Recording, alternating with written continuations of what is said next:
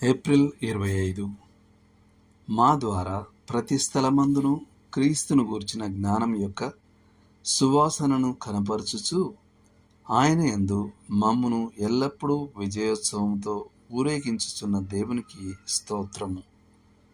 కొరింథీయులకు రాసిన 2వ పత్రిక 2వ అధ్యాయం 14వ వచనం. ఇక్కడ పౌలు ఇతర దేశాల మీద విజయం సాధించి తిరిగి వచ్చిన ఒక సైనిక నాయకుని విజయ యాత్ర ఊరేగింపు నుండి ఒక ఉపమానాన్ని తీసుకుంటున్నాడని సాధారణంగా అర్థం చేసుకోవాలి. సేనాధిపతి ఊరేగింపు ముందు భాగంలో ఉంటాడు. విజయం యొక్క మధురమైన సంతృప్తిని ఆస్వాదిస్తూ అతని వెనుక ఆనందోత్సాహాలతో ఉన్న సైనికులు ఉంటారు. ఆ తర్వాత వారి వెనుక యుద్ధ ఖైదీలు ఉంటారు. వారు శిక్షకు, బహుశా మరణానికి నియమించబడిన వారు.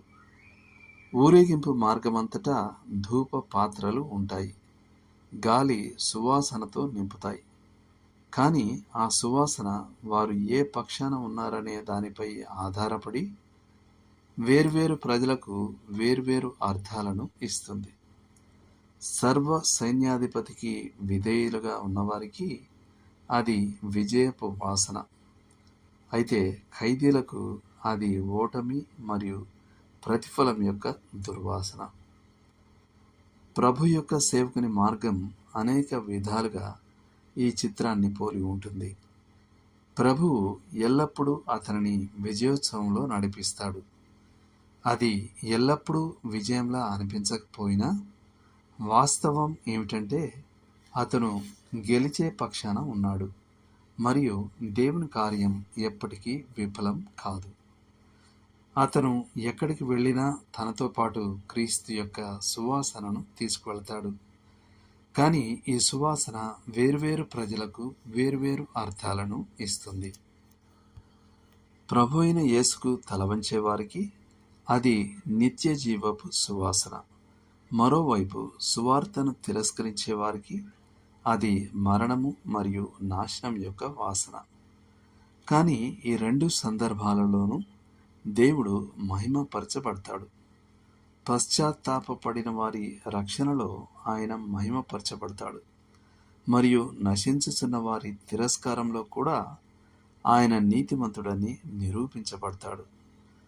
తర్వాతి వారు మహాధవళ సింహాసనపు తీర్పునందు క్రీస్తు ముందు నిలబడినప్పుడు వారు తమ దుస్థితికి దేవుణ్ణి నిందించలేరు. వారికి రక్షించబడటానికి అవకాశం లభించింది, కానీ దానిని తిరస్కరించారు. మనం సాధారణంగా క్రైస్తవ సేవ యొక్క ప్రభావశీలతను ఎంతమంది రక్షించబడ్డారనే దాని ద్వారా లెక్కిస్తాం. బహుశా ఈ వాక్య భాగంలో ఒక సూచన ఉంది. అదేమంటే సువార్త యొక్క స్పష్టమైన సమర్పణను పొందిన తర్వాత ఎంతమంది దానిని తిరస్కరించి నరకంలోకి పడిపోతారనే దాని ద్వారా దానిని లెక్కించడం కూడా అంతే చెల్లుబాటు అవుతుంది. ఈ రెండు సందర్భాల్లోనూ దేవుడు మహిమపరచబడతాడు. ఆయనకు మొదటి సందర్భంలో కృప యొక్క మధురమైన ధూపం, రెండవ సందర్భంలో న్యాయం యొక్క మధురమైన ధూపం ఉంటుంది. గంభీరమైన విషయాలు.